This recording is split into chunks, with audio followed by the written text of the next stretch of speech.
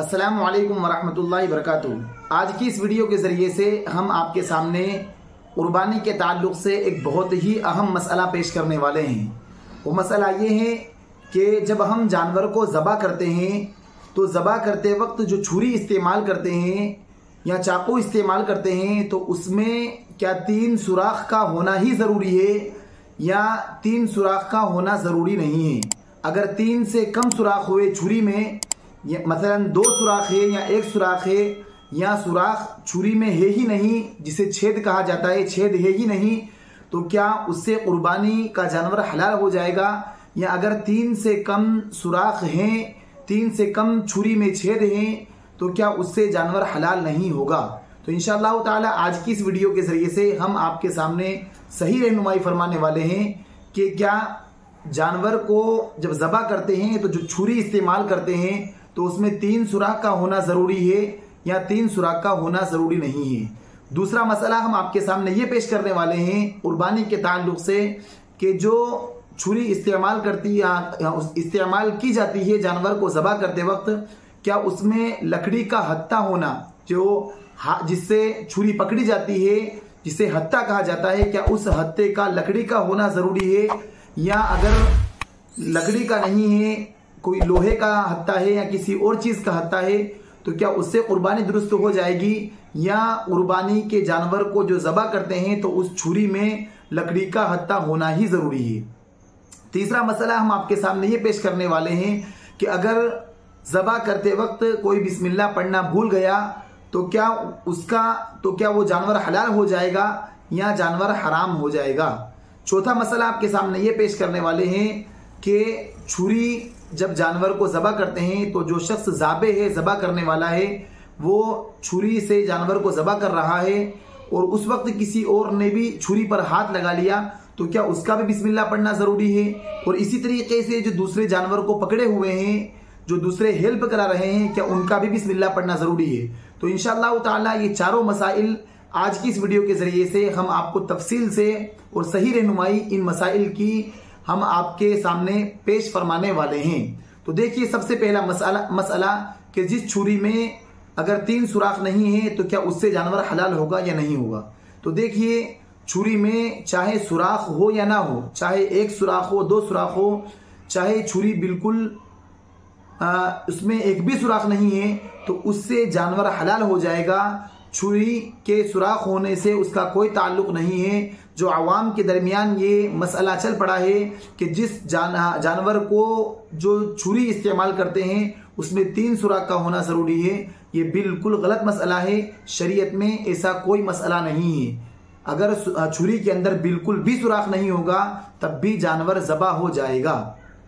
दूसरा जो हमारे दरमियान बहुत आम है अवाम के दरमियान, वो ये है कि जिस छुरी से जानवर को ज़बह किया जाता है उसका हत्था लकड़ी का होना ज़रूरी है। तो ये भी मसला बिल्कुल गलत मसला है। अगर लकड़ी का हत्था नहीं होगा, लोहे का हत्था होगा या किसी और चीज़ का हत्था होगा, तब भी जानवर ज़बह हो जाएगा।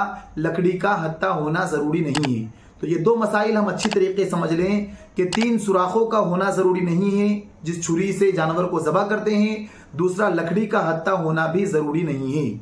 लकड़ी का हत्था नहीं होगा, छुरी में 3 सुराख नहीं होंगे, 3 छेद नहीं होंगे, तब भी जानवर हलाल हो जाएगा। तीसरा मसला कि ज़बह करते वक्त अगर कोई शख्स बिस्मिल्लाह पढ़ना भूल गया तो उससे जानवर हलाल होगा या जानवर हराम हो जाएगा। तो अगर कोई शख्स जानवर के ज़बह करते वक्त बिस्मिल्लाह पढ़ना भूल गया है तो जानवर हलाल हो जाएगा और उसका गोश्त हराम नहीं होगा, उसका गोश्त भी हलाल रहेगा और कुर्बानी दुरुस्त हो जाएगी। अलबत्ता अगर किसी ने जानबूझकर बिस्मिल्लाह पढ़ा ही नहीं है, जानबूझकर बिस्मिल्लाह पढ़ना छोड़ दिया उसने, तब तो जानवर हराम हो जाएगा और उसका गोश्त भी हराम रहेगा और उसकी कुर्बानी करना दुरुस्त नहीं होगी।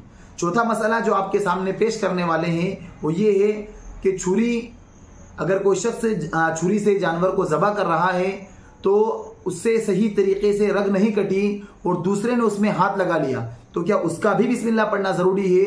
तो सही मसला ये है कि अगर कोई शख्स जानवर को ज़बह कर रहा है और दूसरा जानवर के ज़बह करने में छुरी पकड़कर उसकी हेल्प कर रहा है, कटवा रहा है, तो उसका भी बिस्मिल्लाह पढ़ना ज़रूरी है। अगर उसने बिस्मिल्लाह नहीं पढ़ी तो जानवर जानबूझकर नहीं पढ़ी तो जानवर हलाल नहीं रहेगा। अब रहा मसला ये कि जो शख्स जानवर के पैर पकड़े हुए हैं, मसलन बकरे को ज़बह कर रहे हैं, तो एक शख्स पैर पकड़ा हुआ है, कोई उसके दूसरे दो पैर पकड़े हुआ है, तीसरा कोई और मदद करा रहा है, तो इनका भी बिस्मिल्लाह पढ़ना ज़रूरी है। तो सही मसला ये है कि जो दूसरे जानवर के पैर पकड़े हुए हैं, कोई उसके पेट के वहाँ पर वजन रख के खड़ा हुआ है अपने हाथों के ज़रिए से, तो उनका बिस्मिल्लाह पढ़ना ज़रूरी नहीं है। इस मसले को हम अच्छी तरीके से समझ लें। कई लोग इस मसले में कन्फ्यूज़न के शिकार रहते हैं। बाद लोग ये कहते हैं कि जितने लोग जानवर को पकड़े हुए हैं उन सब पर बिस्मिल्लाह पढ़ना ज़रूरी है। हालांकि सही मसला ये है कि जो शख्स छुरी चला रहा है, जानवर को ज़बह कर रहा है, सिर्फ उसी को बिस्मिल्लाह पढ़ना ज़रूरी है, दूसरों को बिस्मिल्लाह पढ़ना ज़रूरी नहीं है।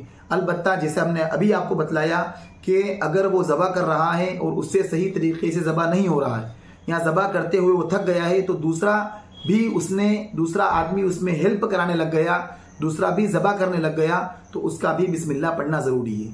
जो दूसरे शख्स हैं जो जानवर को पकड़े हुए हैं, उनका किसी का भी बिस्मिल्लाह पढ़ना ज़रूरी नहीं है।